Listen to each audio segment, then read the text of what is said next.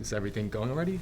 Oh. Yeah. Oh, cool. Camera's on. All right. Look at that. I guess that's how it works here. I want to say this is my first WWDC and first time on Apple's campus. How'd you like it? Absolutely insane. But no, it's been a great time, and WWDC was probably the most packed one I've seen, and I just felt like you guys were rapid firing, just like nonstop, just things over and over and over again. Yeah. But how was it for you? I mean, you guys came on stage, all excited. You guys had the best intro I've ever seen. The whole lead up to this has been, how do you take all that we've been up to and try to get it into an event that, we can tell that people can take in one sitting. It was like, okay, that's a great story. How do you tell it in half the time, right? Yeah. And I think that's why, even with that intro being sort of action-packed, was realizing that the whole show was going to have to be fast-paced. They almost want to set the tone right from the outset that, get ready, this thing's going to be It going. kind of was telling as soon as it happened. I was like, okay, I guess it's going to be a real one, a real fast one happening. And it was non-stop for an hour and 45 minutes. So thank you for making it through. No, it was very enjoyable. And it really, as we're going through all the different OSs and everything, I was like, I wonder when the whole AI intelligence and everything's going to come into play. And I realized halfway through, I was like, we haven't talked about it yet. Is the later half just all that? And it just hit. You called it. Right? But that brings me to my first question, since everything is really from design to Apple Intelligence. A lot has changed.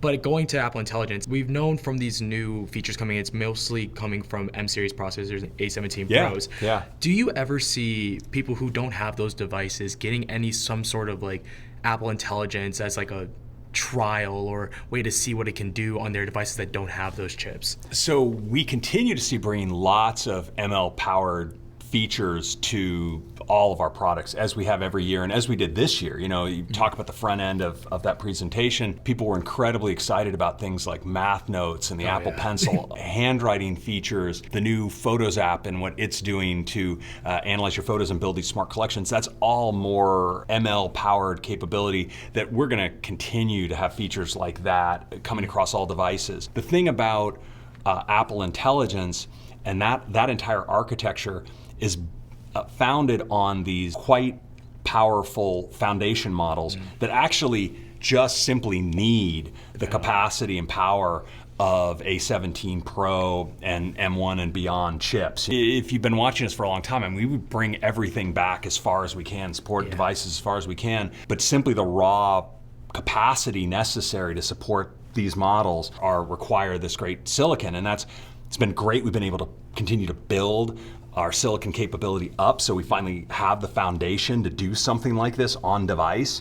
But it really is a prerequisite to offering the capability. I'm gonna say, because once we found out throughout the presentation that a lot of these models are running on device, as soon as I heard it, I was like, this makes a lot more sense now, just because it's if you have to run it on device, you need a chip that can really power that, right? That's right. And you want to do as much on device, so it's just less cost and energy cost for doing server type models, if that might ChatGPT that we saw with Siri. I would say, seeing from what I saw from little hands-on demos that we've had earlier today, how fast it is.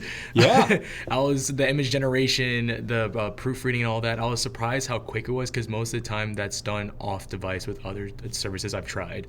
It's important to have the intelligence both, so that it can be fast, so that it can be close to your data and keep your data private, right? We want the basic computation of figuring out what of your personal information stored on device is relevant to the AI to be done without that data ever leaving your device, right? And so we got to put the intelligence right there with your information, so we can offer that kind of personal intelligence. It seems kind of goes back to Apple's whole mantra is we want privacy as the first aspect of our products, and doing that all on device is just another way of not having something happening if it was off device, Oh, 100%. I think as we know, when in your device, probably just so many elements of you and what you care about, and as you start to get to more and more powerful intelligence that's personal, it just raises the stakes in terms of how much it's important to protect privacy. And so we see personal intelligence and privacy as being just absolutely foundational and interconnected. And so everything we've done from the beginning of developing this product has been with foundation as a non-negotiable value, and privacy in the whole thing. Well, this kind of goes back, now we're going to iOS, which I think has one of the biggest updates I personally think iOS has had in years. why has Apple held off on this deep customization of iOS for so many years, but now with iOS 18, it just seems like you guys are very much embracing it?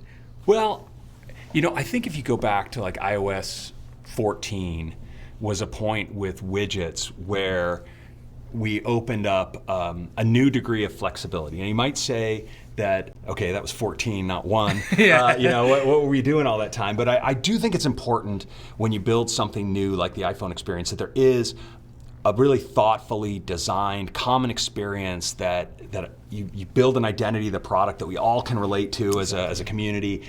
And then you start to loosen it up over time as everyone gets comfortable with it. And what we saw when we did iOS 14 and widgets is people took that like way further than we ever anticipated, right? I mean, so it was clear there was some deep passion under there for further customization. And we did follow that up with a lot more work to customize your lock screen, because we know that, of course, every time you look at your phone, does it let you express yourself? So we did a bunch of work there, and we knew we wanted to return to the home screen and control center, because those are just areas that people access so much, and I think offer such a great ground for personalization.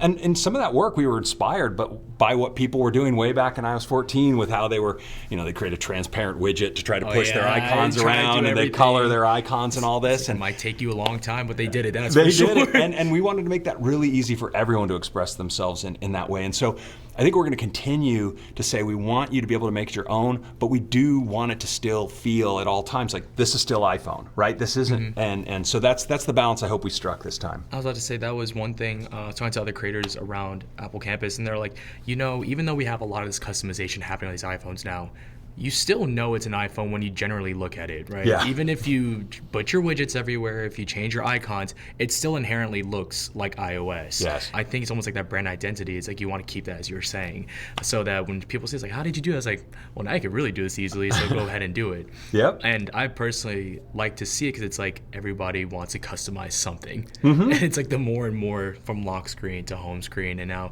I'm like coming to messaging, you have all the different emojis, being able to do tap backs and all that. It's like it's nonstop. It's like it's gonna keep on growing, I feel like. Oh yeah, I mean with emoji, that emoji's is a Unicode standard where a group of people need to all agree that let's add a burrito this time, and it's inherently like a slow moving thing.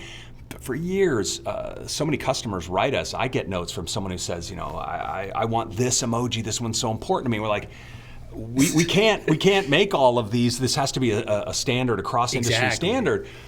But to be able now with Genmoji to let people really just create what they want, and then to use it in all the ways you can use emoji, mixed into your text as a sticker, as a tap back, and all that. We think it's just going to be fantastic. I think it's so funny for me, Genmoji. I'll always be typing exactly the situation here. I was like, they don't have that emoji there, and then now I'm like, okay, now I can literally just make it myself.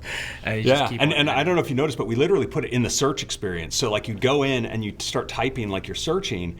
And if you type something that there's no search result, we're just like, you want to make that. Yeah. Right? And then you make it, and then it just gets added to your set so you can use it. So I think it's going to be big. It went past so quick just now. I only got to go through 3 questions, really. But no, I just feel like iOS and everything happening with Apple in the next coming months, and once we get the public beta releases and inevitably on new devices, a lot has changed. I feel like a lot of people are going to appreciate it. I hope so. Yeah. We work hard on it, but it's great to have a bunch of people out there that do really vibe with what we're doing. Exactly. Well, I appreciate you taking those couple questions with me, and I appreciate having a great WWDC experience from you guys. All right. Well, thank you for visiting, and I'm glad you took it all in and enjoyed it. Of course. And have a great rest of your day. Yeah. It's great to meet you. Likewise.